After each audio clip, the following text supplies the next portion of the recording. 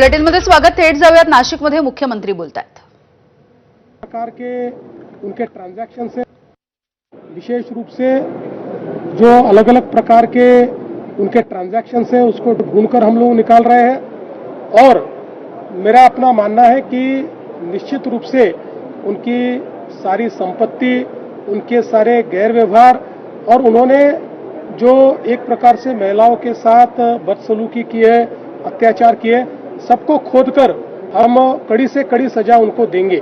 और मुझे ऐसा लगता है कि इसमें महाराष्ट्र में सभी का एकमत है और मैं तो ऐसा कहूंगा कि हमारे लिए किसी भी प्रकार की राजनीति से ऊपर है।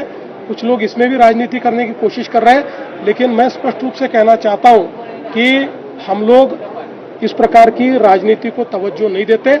जो कार्य सरकार को करना है सरकार करती रहेगी। साहेब, एसआयटीचा तपास मंदवला आहे असा आरोप केला जातोय की 18 एसआयटीचा तपास मंदवला असा आरोप केला जातोय। 18 दिवस होत गेलाय पण तपासात काही ठोस समोर आलं नाही। मला असं वाटतं की 12 गुन्हे दाखल झाले आहेत, रोज नवीन माहिती समोर येते आहे। आता एसआयटी काय तपास करते आहे हे तर काही रोज सांगता येणार नाही। एसआयटी योग्य वेळी त्या संदर्भातली जी काही गोष्ट आहे ती सांगेल। मला असं वाटतं एसआयटीवर सर्वांनी विश्वास ठेवावा। एसआयटी उत्तम काम करते। करार प्रकरणाचे व्यवहार सगळे ईडी चौकशी होणार का व्यवहारांची, आणि दुसरं म्हणजे सरकार जमा होणार का जमीन? असं आहे की निश्चितपणे याची ईडी चौकशी होणार। त्या संदर्भात ईडीने या गोष्टीचं संज्ञान घेतलेलं आहे। जी काही मला माहिती आहे त्या संदर्भात त्यांनीही याची कारवाई सुरू केलेली आहे। एकदा जमीन त्या ठिकाणी आयडेंटिफाय झाली की नियमानुसार त्यात जे जे करायचं ते आम्ही करू। अंजली दमन यांना एक सीडीआर मिळालेला आहे आणि त्यावरून आता आरोप प्रकार होत आहे। बघा, पहिली गोष्ट तर अशी आहे की अशा प्रकारचा सीडीआर हा प्राप्त करून घेण्याचा कोणालाही अधिकार नाही।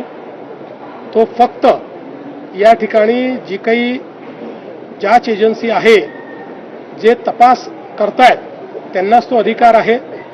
त्यामुळे असा हा सीडीआर कशा पद्धतीनं लीक झाला, तो कोणी लीक केला, या संदर्भातली चौकशी राज्य सरकार करेल। मला असं वाटतं की या अशा प्रकारच्या सेन्सिटिव्ह केसेसमध्ये शेवटी केवळ आरोप प्रत्यारोप करून चालत नाही।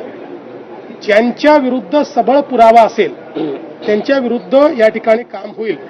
कोण कोणाशी बोललं, कोणी कोणाशी काय केलं, याच्या आधारावर आपली क्रिमिनल जस्टिस सिस्टीम चालत नाही। अशोक खरात यांनी केलेल्या ज्या काही ज्यांची घाणेरडी कामं आहेत याच्यामध्ये जर कोणी संमिलित असेल तर कोणालाही आम्ही सोडणार नाहीये। त्यामुळे मला असं वाटतं की या संदर्भात अशा पद्धतीनं